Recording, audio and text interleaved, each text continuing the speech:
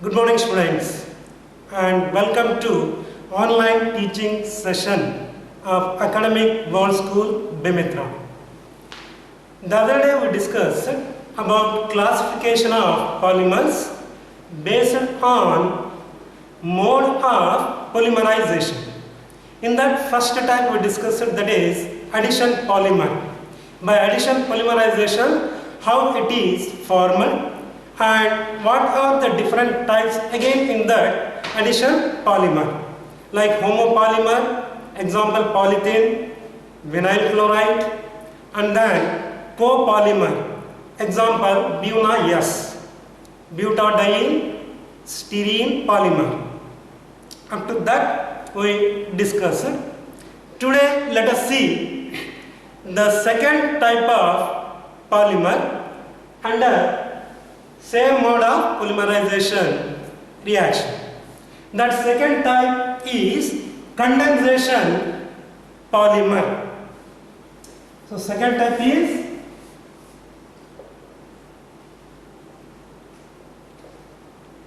condensation polymer. Now let us see what is meant by condensation polymer and how can we distinguish addition polymer from this condensation polymer. In condensation polymer, always two different types of monomers undergo polymerization. Polymerization means repeated combination. Because of that repeated combination, many monomers or two different monomers polymerize to form the main product, that is condensation polymer, besides a simple molecule like H2O, HCl and so on. Whereas in the previous type, that is addition polymer, either only one type of monomers undergo polymerization or two different types of monomers undergo polymerization, right? And finally we get there only one product, that is the polymer.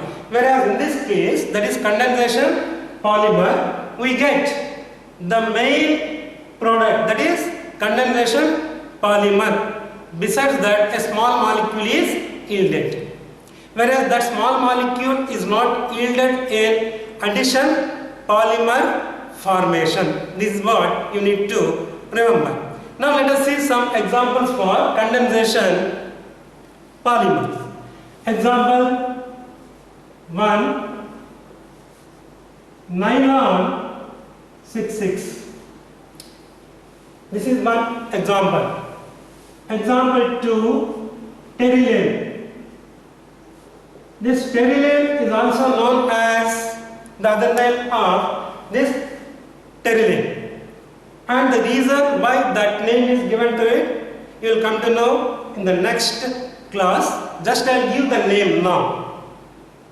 That is Dacron. Dacron is the other name of terylene. Now let us see how is nylon 66 formed. Here nylon 66 is condensation polymer. That means nylon 66 should have two different types of monomers. What are those monomers and how they are going to react or polymerize with each other? Let us see now. First monomer is hexamethylene diamine. First monomer is hexamethylene diamine. This is one monomer. Here CH2 is called methene or methylene. Now how to remember? Let us see. This is methane. Next CH3 is called methyl. Means one hydrogen atom we removed from methane. Similarly, if we remove one more hydrogen atom from methyl group, then we will get CH2. Now this is called methylene or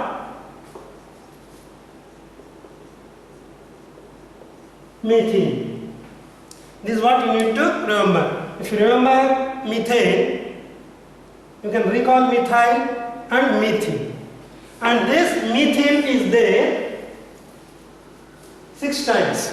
That is why it is said to be hexamethylene. NH2 is called amine. 2 times it is there.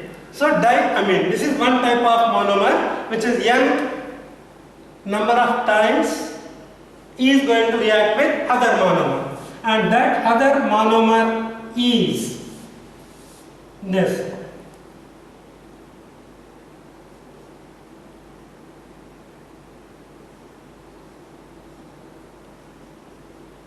CH2 4 times, COOH 2 times.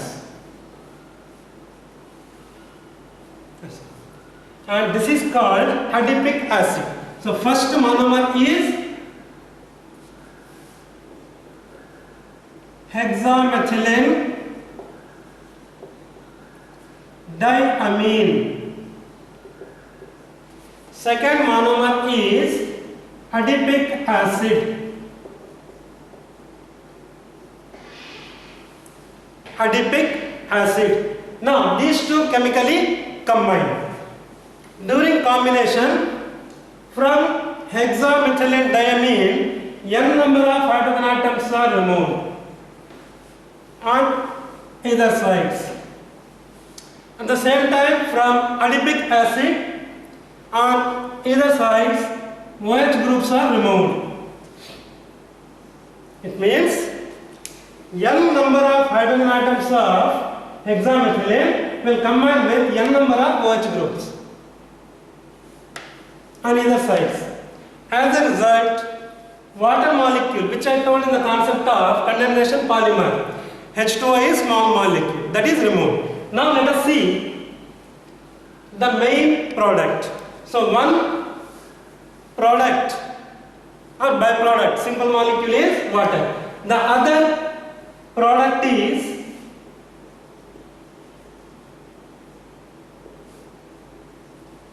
nylon 6,6. Now let us see its structure. When these hydrogen atoms and OH groups are removed, whatever are left out, if we join them, then we will get nylon 6,6. Now let me join and show the structure.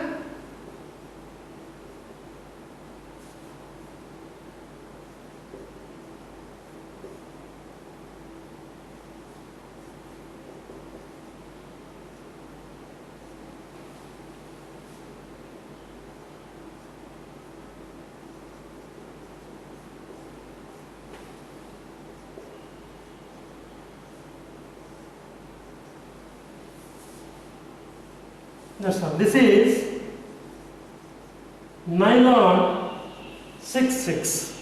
It's a polymer, and this is simple molecule. And here you may be asked for 1 mark.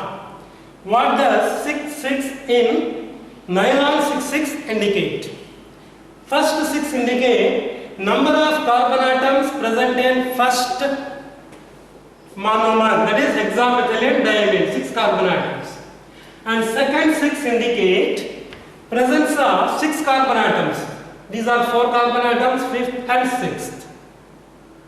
Right? So 6,6 indicates presence of 6 carbon atoms each in each type of monomer.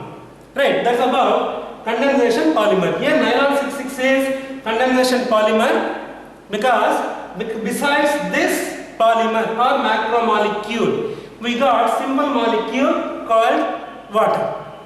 Now let us see the second example. This is example 1 over. Now let us see second example, that is pterylene or dacron. How is this condensation polymer formed? Pterylene also has 2 different types of monomers. When those two different types of monomers undergoes polymerization, that is repeated combination chemically, that gives rise to the required polymer besides simple molecule. Now let us see those monomers and also the polymer. First monomer of pterygium is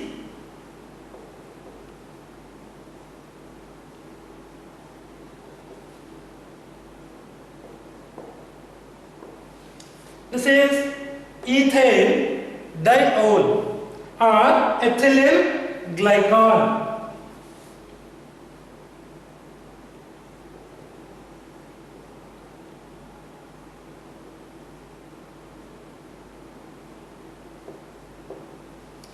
You should remember where hyphen mark should be kept and where comma should be kept. This is one type of monomer, ethane 1,2-diol, IUPAC name, ethylene glycol, trivial or common name.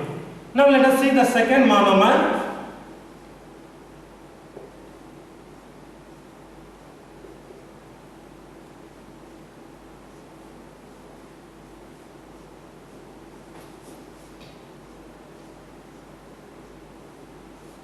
This is second monomer.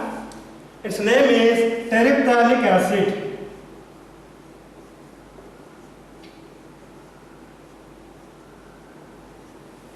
Terephthalic acid. This is common name. Its IUPAC name is benzene 1,4-dicarboxylic acid. 1,4. To know the positions of these carboxylic acids, we can give numbers 1, 2, 3, 4, 5, 6. Since two carboxylic acid groups are present at first and fourth carbon atom over the ring, it is repeated 2 times, remember. That is why we write benzene 1,4-dicarboxylic acid, that is IUPAC name. Now, from each monomer, what are removed, let us see. From first monomer, n number of hydrogen atoms. From second monomer, n number of OH groups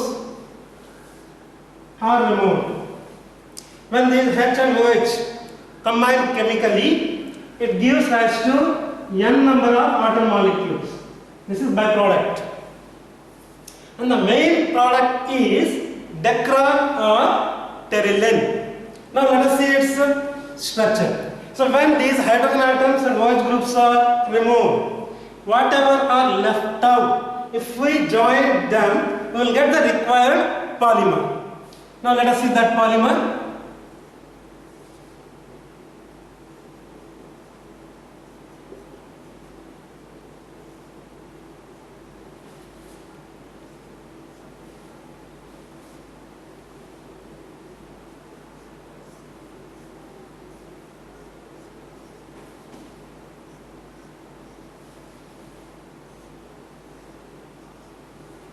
So this is pterylen or decron polymer. Now look at each polymer. If you take terephthalic acid, you have 2 functional groups of same type. But functional group is repeated 2 times. Means it is bifunctional. Now come to ethane 1,2-diol, that is ethylene glycol. In this also you have 2 alcoholic functional groups, OH, OH. That means one of the characteristic property of condensation polymer is the monomers involved during the formation of that polymer should have more than one functional group. Same thing can be observed in the case of nylon 6,6. So that's about condensation polymer. With this, classification of polymers based on mode of polymerization is over. Now let us see classification of polymers based on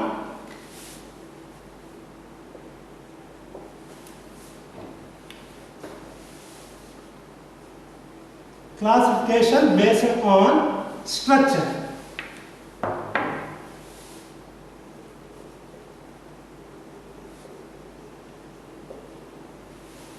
So based on the structure we have 3 different types of polymers.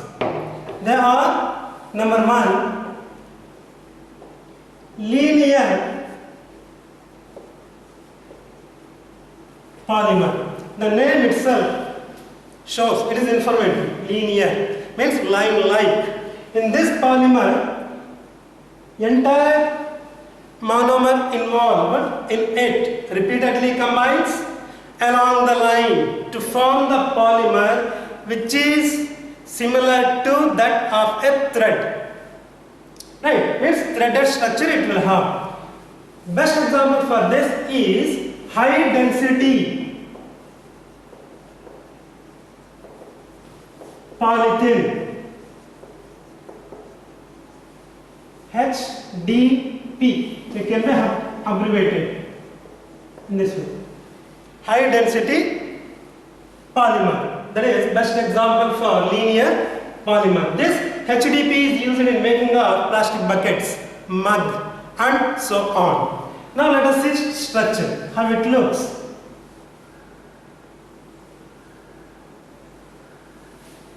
This is linear polymer. In that, each chain has similar structure that of thread. That is why it is said to be linear polymer. Now let us see the second type, that is branched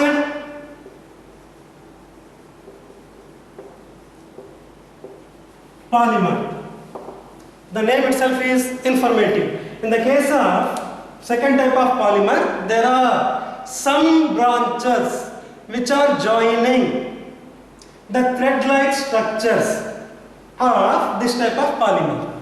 Example for this is low density polythene. It can be abbreviated by LDP, low density polythene. Right. Now let us see how the entire structure of branched polymer looks like. In this also we have threaded like structures, but the thing is these threaded like structures have some branches.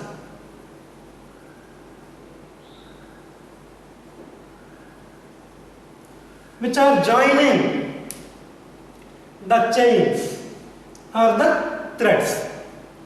And this low density polythene is used in making of bags.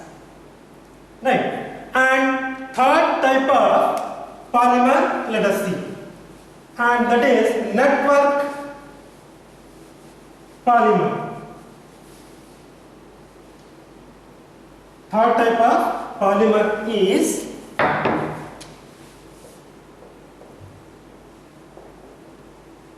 network polymer. Best example for this is phenol formaldehyde.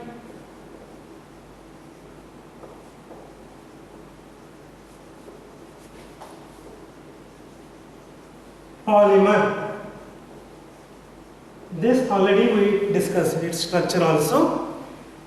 This phenol formaldehyde polymer is also known as bakelite, which is used in making of electrical switches and very good quality combs. Right. Now let us see how its structure looks like. In this type of network polymer, threaded structures will be existing like this, right? And they are joined by many branches.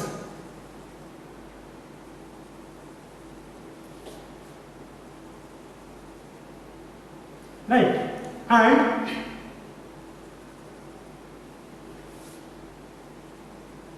now in this way, since these branches are more in number, they are also called cross links.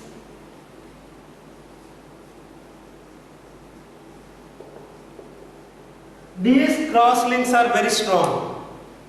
Therefore, if we heat electric switch, it cannot undergo fusion. So this phenol formaldehyde polymer or bakelite is infusible mass. So in the case of first type, we don't have branches. In second type, we have branches are cross links, which are small in number.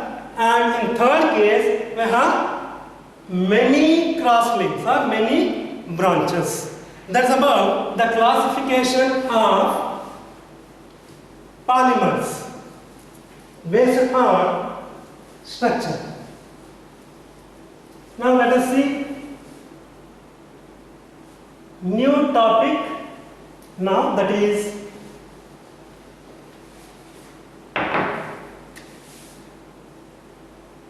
types of polymerization.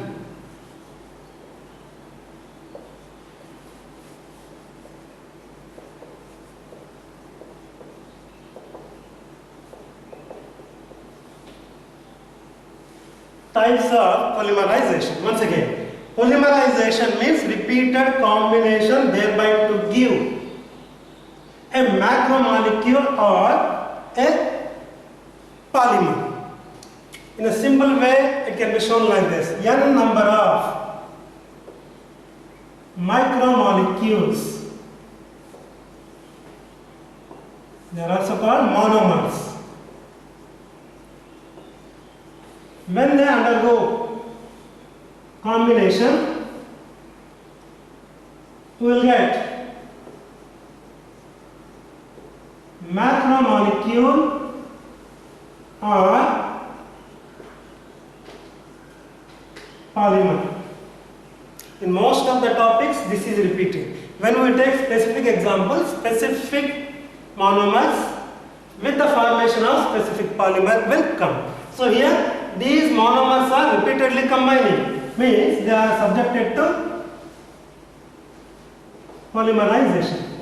That's it. So this is the main thing which you are required to remember in this chapter. Now let us see the types of polymerization. In this we have two types of polymerization. Number one,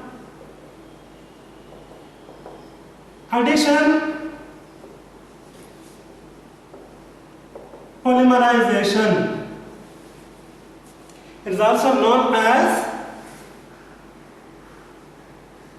chain growth.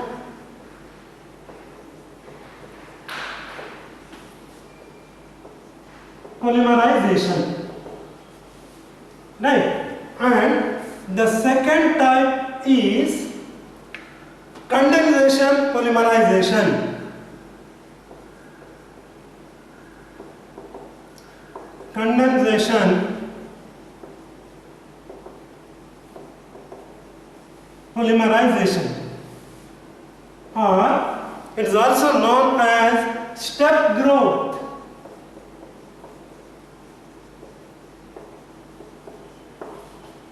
polymerization. In this way, we have two different types of polymerization reactions, or two different types of polymerizations. They are addition polymerization, is also called chain growth polymerization, and second type is step growth polymerization. Now we are going to learn what is meant by addition polymerization and how it occurs. First type in detail. Addition polymerization. Polymerization means we know repeated combination. Addition polymerization means a reaction wherein monomers are added to each other chemically and repeatedly. And in the case of addition polymerization, in your syllabus, mechanism is added. Means addition by a particular type of mechanism wherein we are going to get free radicals. Free radicals means species with single electrons. Here species, in chemistry species means pieces. When a particular molecule or micromolecule is divided, we will get pieces. Each piece can be called as species. Biology species is different. Right? Remember, in chemistry, wherever the term species comes, in the case of addition polymerization and in next type of polymerization, there that species indicate piece. Right? This can be understood by means of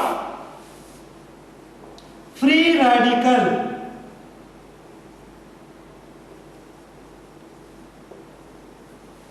mechanism. Free radical mechanism. Free radical means a species with single electron. So how this free radical mechanism is going to occur? There are some reactions which occur with the formation of ions. There are some reactions which are going to occur with the formation of free radicals. Right? So in this case, that is addition polymerization, we have free radical mechanism to understand addition polymerization better. Best example for this is polyethylene. It is also called polyethylene, polyethylene, polyethylene, polyethylene, polyethylene. All these three means same. And this free radical mechanism can be understood in three different steps. There are chain initiation step, that is first one. Second one is chain propagating step. Propagation means occurring continuously or carrying forward. This is the meaning. Next, the last step is chain termination step. Now let us see these three steps. First step is, that is step 1 is chain initiation step. This is first step. In the case of free radical mechanism, for initiation of the reaction, means initiation of formation of polyethylene, we require a catalyst. In this, the catalyst required is benzoyl peroxide. Benzoyl peroxide. So chain initiation steps. Catalyst is benzoyl peroxide. That benzoyl peroxide undergoes a chemical change to form phenyl free radical. Phenyl free radical. And that phenyl free radical combines with ethene to form a larger free radical. With that, chain initiation step comes to an end. So first what we are going to get, let us see. C6H5CO. Again CO, C6H5. This is benzoyl peroxide. Here we have single bond. This single bond can also be shown with 2 electrons. One bond means, remember, 2 electrons. This is single covalent bond. It is formed by sharing of one pair or 2 electrons equally. So this structure can also be shown in this way. C6H5CO. This part I will show now. CO, C6H5. In between these 2 oxygen atoms, we have single covalent bond. That single covalent bond, if we don't want, we can show 2 electrons in this way. Now what happens is, this single bond is equally shared by both the parts or benzoyl peroxide. Same way here also.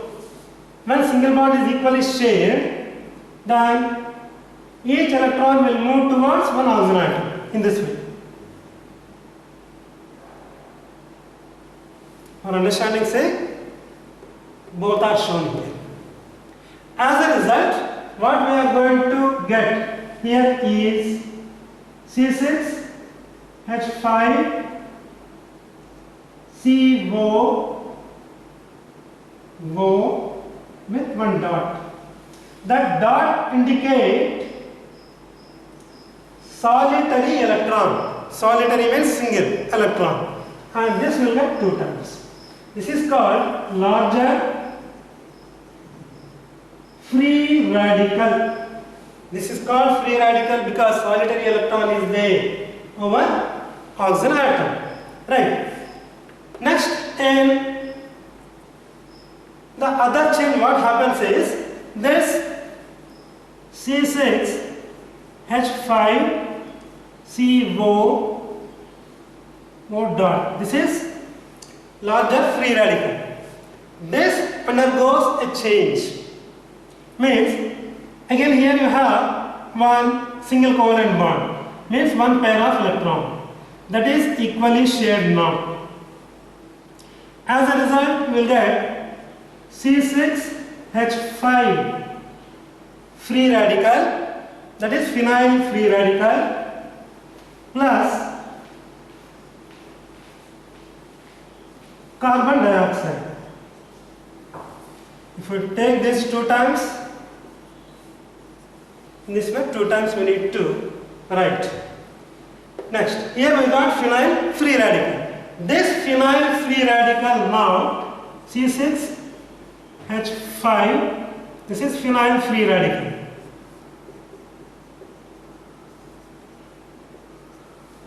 Combines with ethene. As a result, we will get C6H5 CH2 solitary electron. This is larger free radical. In this step, this is larger free radical. And in this step, this is the larger free radical. Right. This is chain initiation step. In this chain initiation step, we have 2 substeps. This is one substep and this is second substep. So second substep ends with the formation of larger free radical. Right, with that chain initiation step gets over. Now we will move to second step.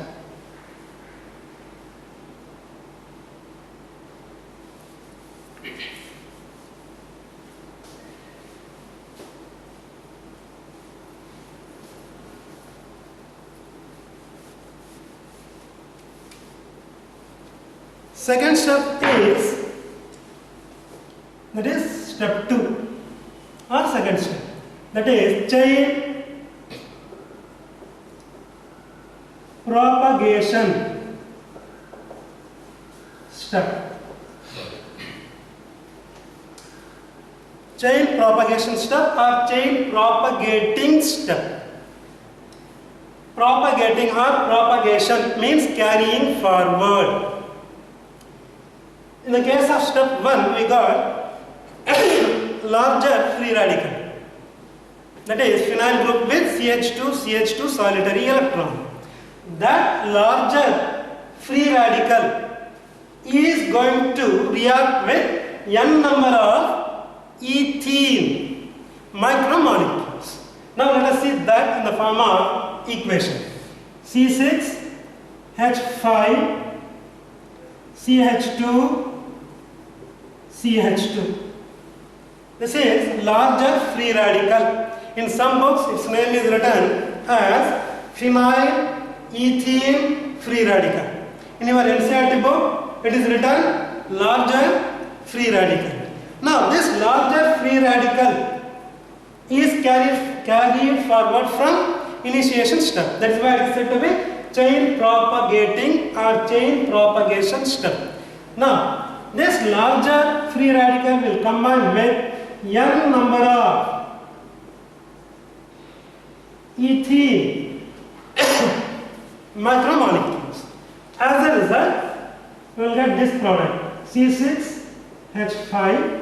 Now look at this reactor. These ethene molecules will come in between phenyl and this ethene free radical. Once again, this ethene, these n number of ethene molecules will come in between ethene free radical and phenyl. Then it looks like this.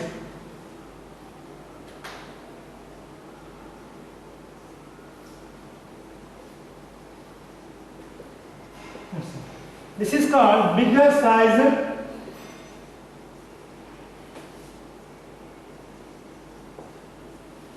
free radical. With this chain propagating or chain propagation step comes to an end. Now let us see step 3.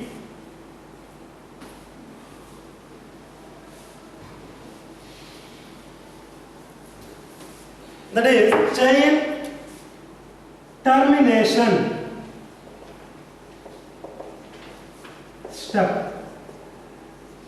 Termination means